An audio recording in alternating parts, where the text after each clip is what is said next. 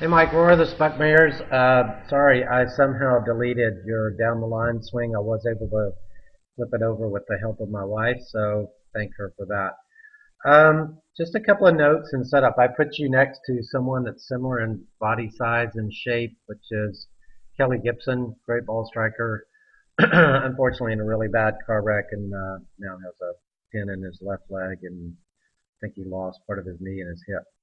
Um, Look at the difference in the setup. You guys are similar in size and body type. You were talking about the changes in setup, and one of the things that I disagreed with initially was, your spine tilt behind the ball. I'm going to change that because it's changing your shoulder plane a little bit.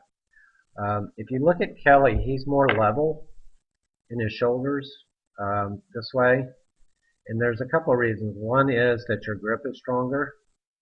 So you can see your shoulders are tilted more because your spine angle is slightly more back. I'd love to see you level out a little bit with your shoulder plane. To do that, I think you need to get wider. As big as you are and as wide as your shoulders are, I think you need a better base for stability to create a little bit more ground force when you go back. I think you lose a little bit of that because your upper body, your torso, has a tendency to move up and back. Slightly back is okay, but I disagree with up because if you move up, you've got to then move down. What I would prefer you to do is actually feel like you move down and then back up.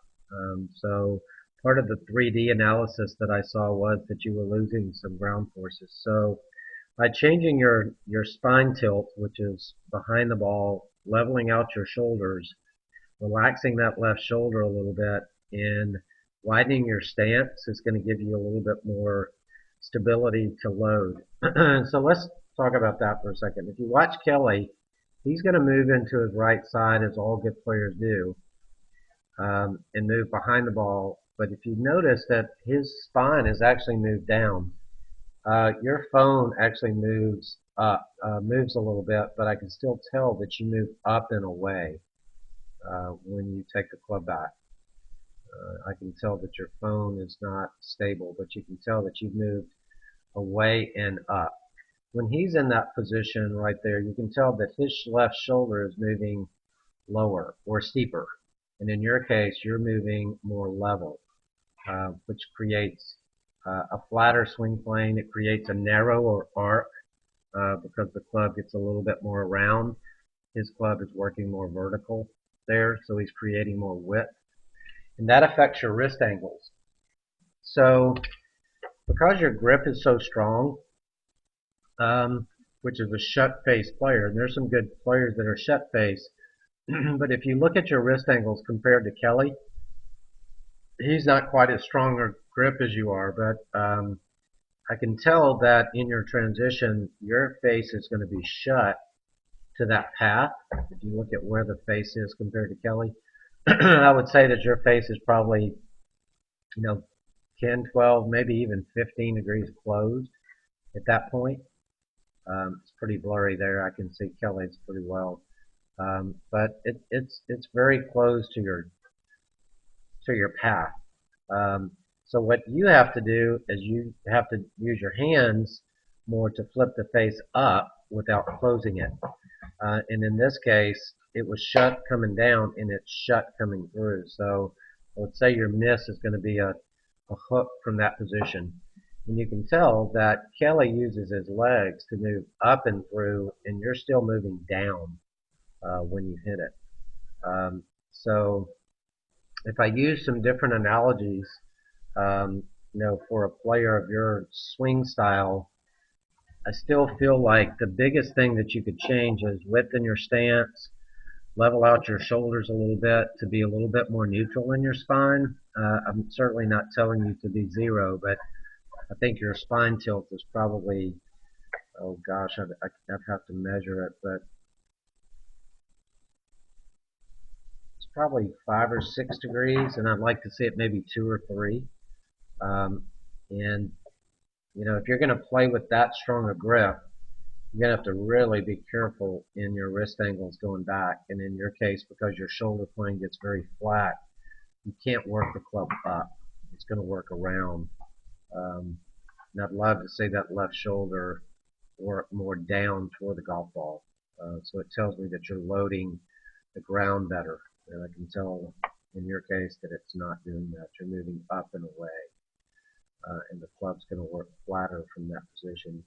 You can see that. I wish I could see this in a slower motion, but I can't. But I would bet you that when your left arm is parallel to the ground, which I can't see here, that your right arm is below your left, which tells me your shoulders are too flat.